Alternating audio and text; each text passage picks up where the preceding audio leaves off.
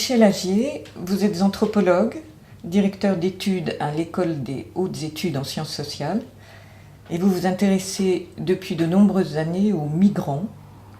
qu'ils soient des déplacés, des réfugiés, des demandeurs d'asile, des clandestins, ainsi qu'aux lieux qu'ils sont contraints d'occuper, les favelas, les camps, les centres de rétention, les jungles, la liste est longue. Rejetés la plupart du temps en bordure des villes, des États, du monde, ils occupent de plus en plus le débat public. Comment jugez-vous la situation actuelle de ces migrants et la représentation qu'en donne le discours public ? À partir de la représentation d'abord, et puis se dire que quelque chose a changé, c'est une énigme de se demander comment et à quel moment la représentation a changé et pourquoi elle a changé. Donc on a de l'exil et des exilés une image de grandeur, une image assez poétique, littéraire. Il y a des grands philosophes, il y a des grands écrivains, Edward Said, Hannah Arendt et d'autres qui ont donné cette image qui correspond à une réalité d'un moment, à une réalité individuelle ou à une réalité historique qui était que lorsque l'exilé a trouvé à se mettre quelque part dans une société, il est dans deux endroits à la fois, ou en tout cas il peut avoir la position un peu décalée, un peu décentrée et critique de celui qui est bien là, mais qui a toujours l'oreille un peu plus loin ou la tête un peu plus loin, et qui donc a un regard critique, un regard distancié. Ça n'est donc pas pour rien qu'on attribue sans doute une intelligence critique à la position de l'exil et aux exilés, et cette grandeur, qu'elle soit donc poétique, philosophique, intellectuelle, littéraire, je crois, est tout à fait justifiée. On pourrait même dire que souvent, la pensée des sciences sociales ou le travail de l'écrivain consiste à se mettre dans la situation de l'exil, à se créer une fiction d'exil pour pouvoir se vivre dans un décalage par rapport à la réalité du commun. On a gardé cette image-là qu'on associe en général au nombre d'exilés. Et puis, au long des décennies, et beaucoup de chercheurs ou d'écrivains le reconnaissent sans pouvoir exactement le dater, je vais y revenir, au long des décennies, on s'est aperçu qu'une autre figure émergeait, qui était celle plutôt sombre, anonyme, et sans grandeur du réfugié. On l'associe généralement au fait que les images de réfugiés qu'on a vu arriver sur les écrans en France, en Europe et dans le monde en général, sont des images de gens qui viennent des pays du Sud. Et pour nous, surtout des pays africains, des pays d'Asie centrale, des pays du Moyen-Orient. Et donc cette image-là du réfugié a perdu sa grandeur et semble avoir gonflé comme ça dans une espèce de non-identité où on doit toujours quémander pour avoir une reconnaissance. Et pour les gens qui lisent ça, déjà pour anticiper, c'est effectivement quelque chose d'assez bizarre et étrange de devoir quémander le statut de réfugié, par exemple. Et surtout, c'est une non-identité, une position, un statut qui n'a pas de parole, qui n'a pratiquement pas de nom, qui n'a pas de singularité, à la différence de tous les exilés dont on a reconnu à un moment donné la singularité. Je crois qu'entre les deux, il y a cette long moment d'incertitude et de bifurcation qui commence à peu près avec la période des décolonisations des années 60, où l'on voit déjà dans les administrations centrales des pays comme la France, l'Allemagne, la Grande-Bretagne, la Hollande, dès les années 60, on voit déjà des premières mesures qui tendent à anticiper une éventuelle arrivée massive de personnes migrants venant des pays juste décolonisés. Donc il y a une crainte des administrations ex-métropole coloniale sur les effets de la décolonisation et une anticipation à travers la préparation de législation sur la restriction de la circulation des personnes, sur le contrôle de l'immigration, etc., qui se fait à ce moment-là. Et puis l'évolution assez logique donc, de cette trentaine d'années finalement, de la fin des années 80, du tournant des années 90 et la fin de la guerre froide, où tout d'un coup ce que le conflit politique Est-Ouest pouvait recouvrir s'est découvert, et donc c'est en gros les pays prospères qui se protègent et qui veulent s'accaparer le monde et donc contrôler la mondialisation, et puis les pays du Sud qui restent à l'écart, sur les bords, comme j'ai pu le formuler, en dehors de cette prospérité-là. Et je crois qu'au bout du compte, pour revenir et finir sur cette question, même si les mouvements de migration sont loin d'avoir provoqué des invasions, comme on a pu l'entendre à diverses reprises, il y a d'une part des mouvements très importants, ça c'est une autre affaire liée à la mondialisation, il y a des mouvements très importants, mais surtout il y a une différence de qualité de ces mouvements, il y a une différence de représentation sur le pourquoi de ces mouvements et d'où viennent les gens qui sont en mobilité, en migration maintenant. Dans votre livre « Le couloir des exilés », vous avez écrit « Tout humain, n'importe où sur la Terre, veut rendre son séjour habitable ». Quelles sont les réponses données à ce désir par les migrants, exposés pourtant à des situations extrêmes ? Justement, on peut dire qu'on n'est pas encore tout à fait dans le monde. C'est-à-dire la correspondance entre ce qui serait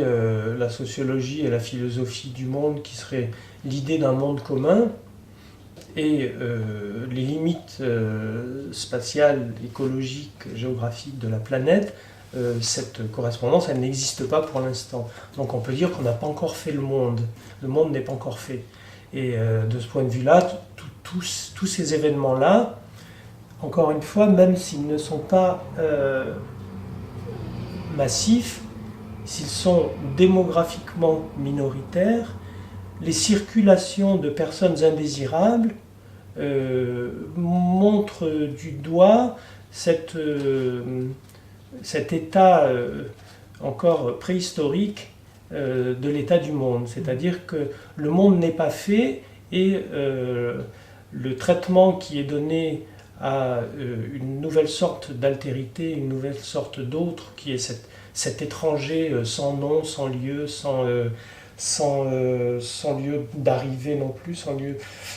sans place dans cette composition du monde, cette situation-là révèle pour l'instant notre absence d'élaboration intellectuelle et bien sûr politique et économique et tout ce qu'on voudra, mais une absence je crois au départ, une absence de représentation d'un commun qui serait le monde, qui correspond à ce qui nous est, ce que nous partageons tous et dont nous avons conscience que nous le partageons tous, c'est-à-dire la planète dans sa rondeur, dans toute sa rondeur et sa finitude. Et c'est là où je pense qu'un certain nombre d'ajustements, si on veut le dire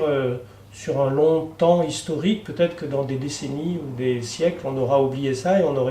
on pensera que cela n'aura été que des ajustements à un moment donné de l'histoire pour arriver à faire monde, alors qu'on en est aujourd'hui à un moment où précisément on n'arrive pas à trouver cette situation dans laquelle chaque humain, quelque part sur la Terre dont la surface nous est commune, pour reprendre l'idée de Kant, la surface nous est commune, nous en sommes tous possesseurs et protecteurs, et en toute logique, chacun devrait pouvoir habiter un endroit quelque part. Habiter, c'est pas seulement avoir un logement, c'est pouvoir s'investir dans un endroit, y mettre des projets personnels, collectifs, de l'affect, de l'investissement économique, enfin de l'investissement à tous les termes, que chacun puisse habiter le lieu où il est sur la Terre. Or, nous en sommes très loin, et tant que nous en serons aussi loin, nous pourrons dire que le monde n'est pas fait, quoi. Mais malgré tout, que ce soit donc dans ces situations extrêmes, il y a une recréation d'une organisation sociale, ou dans les camps de réfugiés où il y a des centaines de réfugiés sous les tentes, ils arrivent quand même à recréer une sorte d'habitat précaire. Mais oui, c'est sans doute ce qui est en train de se composer, c'est-à-dire que de fait, c'est ça aussi, là aussi, aussi minoritaire tout cela soit-il, avec quand même minoritaire, mais bon, on peut quand même dire qu'il y a à peu près aujourd'hui 75 millions de personnes qui sont dans une forme de déplacement forcé, même si tous n'ont pas le statut de réfugiés, et bien sûr tous ne sont pas dans des camps, ni des camps de réfugiés, ni camps de déplacés, ni des campements, enfin il y a toutes sortes de regroupements d'espaces qui existent, et donc on peut dire que dans ces lieux-là, finalement, se crée ou s'invente quelque chose qui est d'une forme d'être présent au monde. Donc là où les choses deviennent très difficiles, effectivement, c'est quand il y a double peine, si on peut dire, d'une part la mise à l'écart, et d'autre part l'impossibilité de rester là où on a été mis à l'écart. Parce que le propre des camps de réfugiés est d'être voué à la fermeture, et donc les gens sont renvoyés quelque part où on leur dit c'est chez vous, mais ça fait bien longtemps que ça n'est plus chez eux, s'ils sont partis depuis 10 ans, 15 ans ou 20 ans, et donc on crée des phénomènes de désocialisation à répétition, ou bien des campements, des formes de campements urbains de toutes sortes, qu'on trouve maintenant en très grand nombre dans les villes, dans les périphéries des villes, où la menace de la disparition est permanente. Mais il n'empêche que dans ces deux cas-là, on a aussi, même sous une forme toujours menacée de disparition, et même sous une forme minoritaire par rapport à ce qui peut exister ailleurs, on a toujours des phénomènes de recréation de nouvelles socialités, cultures, formes d'habiter, formes d'habitat au sens là, matériel, etc. Et je pense que c'est là où on apprend beaucoup de choses sur les espaces à venir, les lieux qui naissent dans ces situations complexes, hybrides, inquiètes, incertaines. C'est là donc que naissent des formes d'organisation de l'espace, des formes d'organisation de réinvention de l'habitat, et puis des formes sociales, des formes politiques, culturelles, etc. Donc après, on a beaucoup de genres différents, de formes différentes qui naissent, et on en est déjà à pouvoir rendre compte de cette diversité de formes quand on prend différents camps de réfugiés de différentes générations, comme on peut le voir en Afrique, qu'on prend des campements urbains qui sont restés à peu près dans une tolérance qui fait qu'ils sont là quand même depuis plus d'une dizaine d'années, ou quand on prend bien sûr la forme des camps palestiniens, qui est un petit peu, qui est l'horizon vers lequel tendent toutes les autres formes desquelles commencent. Je crois qu'on pourrait avoir en tête, dès qu'on voit un camp ou un campement se créer, on devrait avoir en tête le camp palestinien, parce que c'est un peu le paradigme de cette forme sociale, culturelle, politique, urbaine. Mais quand on pense par exemple aux migrants qui se trouvent bloqués à Calais ou à Patras, il y a quelque chose qui frappe, c'est d'abord l'absence des femmes. Il n'y a que des hommes qui sont là plutôt jeunes, et donc c'est Ça paraît d'autant plus difficile de recomposer quelque chose qui ressemble à une organisation sociale. Durable, oui. Et dans ces cas-là, oui, il faut le situer un petit peu dans l'ensemble du panorama qu'on peut faire des camps dans le monde. Bien évidemment, dans les camps de réfugiés, il y a beaucoup plus de femmes et d'enfants, mais il y a aussi des hommes. Et donc là, on a des recompositions familiales très, très rapides, avec des familles recomposées, comme on dit, qui se font dans les camps de réfugiés, avec beaucoup de naissances, avec une vie familiale, une vie sociale qui reprend très rapidement, même si c'est toujours avec cette impression forte, et ce sentiment fort aussi, qu'ont les gens eux-mêmes, de la précarité et d'une absence de projection. On ne peut pas se projeter sur place, et on n'arrive pas non plus à se projeter vers un retour. Donc on a beaucoup dans ces cas-là des demandes qu'on appelle de réinstallation dans un pays tiers. Finalement, on se retrouve avec aussi la situation, avec la projection des migrants, où ils se disent qu'une des solutions,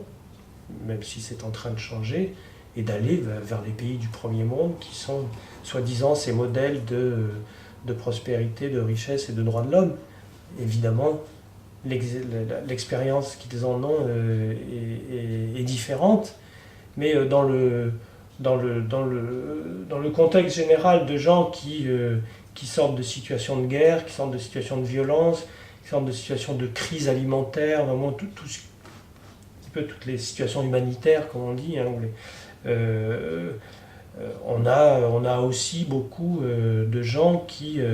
décident, et donc à ce moment-là, on se retrouve avec ce débat qui est bien connu des agences internationales, savoir si le déplacement a été forcé ou volontaire. Et à ce moment-là, on dira il est forcé, et on dira il est volontaire, et en fait, il est relativement au moins contraint. Il est contraint dans le contexte dans lequel les gens n'ont pas beaucoup d'autres choix que de partir. Et donc, donc de la même façon que dans les circulations des réfugiés, on voit des gens qui à un moment donné demandent des réinstallations dans un pays tiers, que ce soit en Australie, en Europe du Nord, aux États-Unis. On voit aussi dans les trajectoires des migrants le rêve le rêve d'une aventure autour de ce qui est considéré comme un Eldorado, et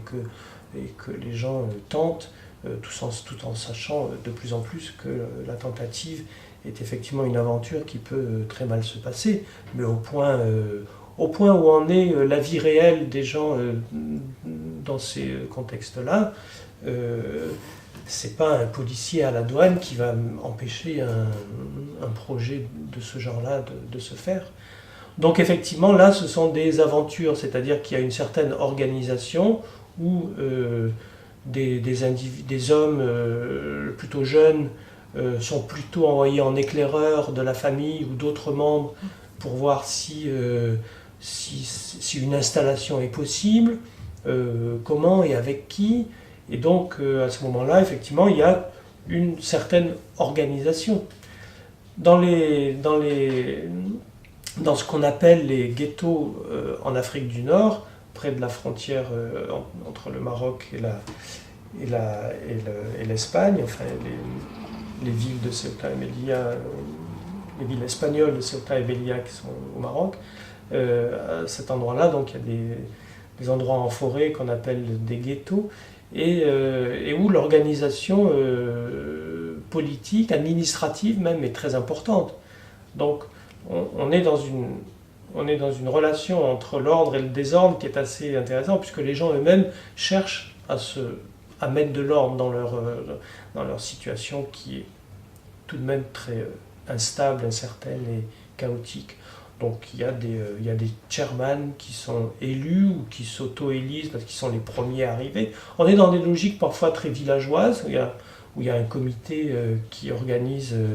la distribution des places pour que les gens se mettent avec une tente quelque part. À un moment donné, il y avait aussi l'organisation des tentatives de passage pour passer les grilles de Ceuta et Melilla, par exemple, pour y aller en groupe. Donc on passait chacun à son tour. Et puis il y a d'autres formes d'organisation, évidemment, pour les passages en mer, etc. Tout ça est toujours dans des situations très précaires. Tout ça est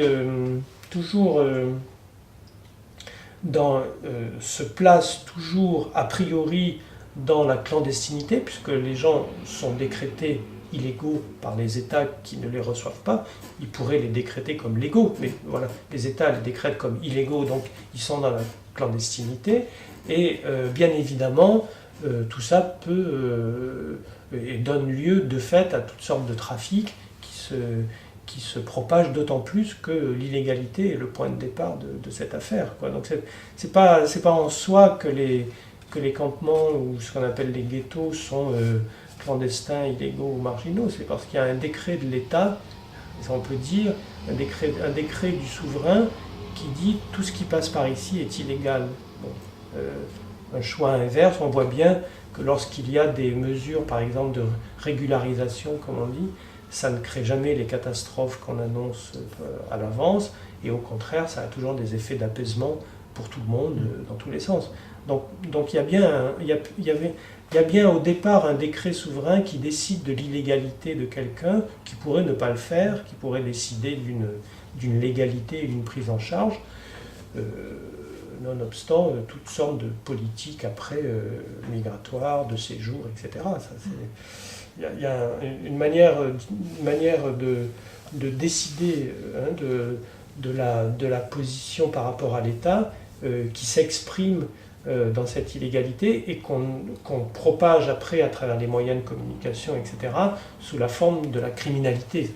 Bon, mais au départ, il n'y a pas de crime. La chose a été prise dans le sens inverse, quoi. Oui, et pourtant, ces États qui rejettent les migrants sont souvent responsables de leur déplacement. Je pense aux conflits, par exemple en Afghanistan ou en Libye. Mais est-ce que c'est pas totalement contradictoire de les refuser alors qu'on est quand même un peu responsable? Oui, alors sur l'Afghanistan et la Libye en particulier, on a ce paradoxe de gouvernement européen qui parle effectivement d'une guerre, en disant la guerre a lieu en Afghanistan, et qui refuse de donner l'asile, refuse en général, enfin il y a des exceptions, mais qui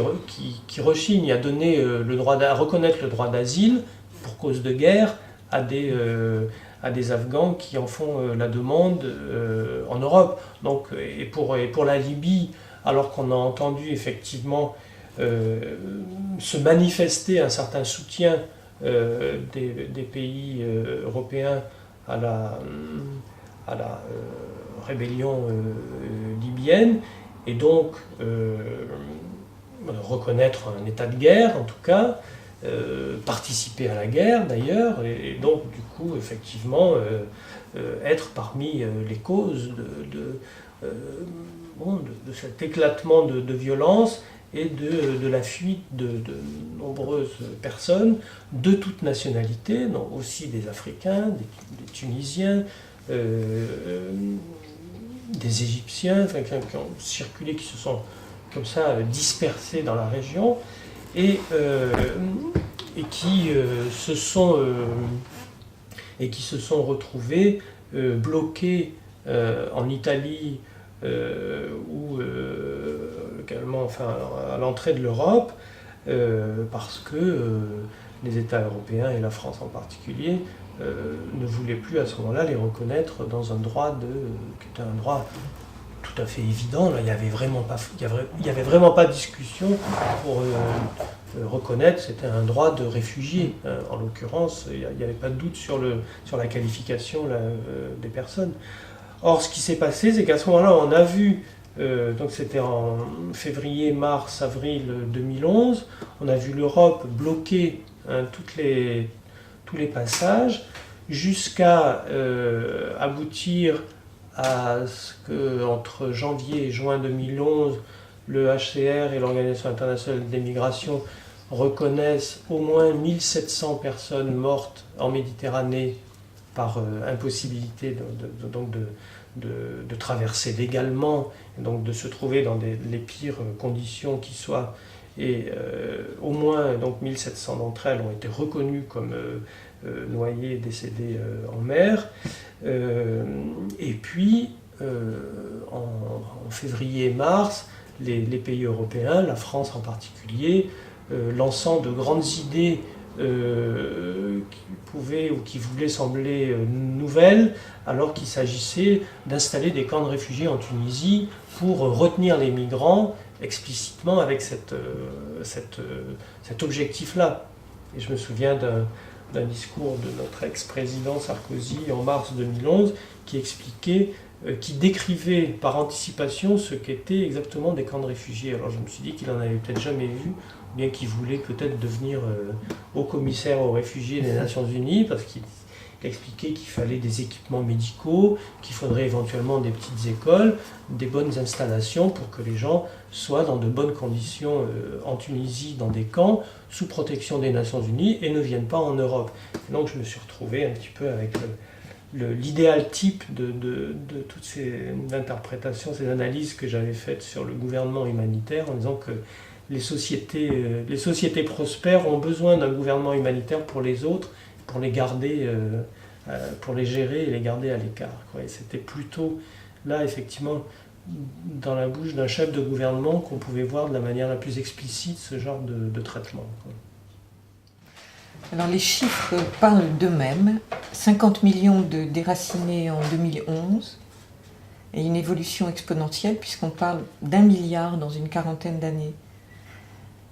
Et les politiques migratoires en Europe notamment sont obligées d'évoluer. Pourtant, on n'entend parler que d'exclusion. Où peut mener une telle réponse de court terme, qui plus est, si ce n'est dans le mur? Oui, c'est le mur, effectivement. C'est-à-dire qu'il y a un passage qui se fait là aussi dans les politiques et dans les manières de concevoir le rapport aux autres, le rapport au monde. Un passage qui se fait entre les deux grands paradigmes que sont la frontière et le mur. Et contrairement à d'autres chercheurs ou diplomates ou analyseurs de la situation politique, je ne crois pas que le mur soit une forme de frontière parmi les autres. C'est-à-dire qu'on bascule, on change de forme. La frontière est quelque chose qui marque la séparation entre soi et le monde de la nature. On s'institue comme humain, comme groupe social en créant son espace, en délimitant son espace. En délimitant un espace, on crée aussi la relation avec les autres, c'est-à-dire qu'en créant une distinction des autres, on crée la possibilité de la relation avec les autres. Et donc à ce moment-là, la frontière est un passage, la frontière est un lieu de rencontre. Évidemment, toute frontière dans ces cas-là est un moyen de se mettre en relation avec un autre, avec un autre monde, et cette relation est ce qui entretient sa propre vie et sa propre transformation. Toutes les situations historiques dans lesquelles des groupes se sont enfermés pour tenir les autres à l'écart se sont eux-mêmes petit à petit détruits et on finit par s'assécher, par arrêter de se transformer, d'évoluer. Donc lorsqu'on est dans une forme de mur, on n'est plus dans une frontière dans sa définition totale, on est juste une partie de la frontière, c'est-à-dire celle qui délimite, et on y ajoute en plus quelque chose qui est de l'enfermement. Et donc la solution du mur, c'est un peu comme la solution du camp, hein, c'est quelque chose qui se développe dans les politiques et dans les têtes, hein, en même temps. Dans les politiques et dans les têtes, c'est quelque chose qui se développe nettement depuis cette espèce de mise à plat qu'a été la fin de la guerre froide et la découverte d'un monde unique et d'un monde fini, et dans lequel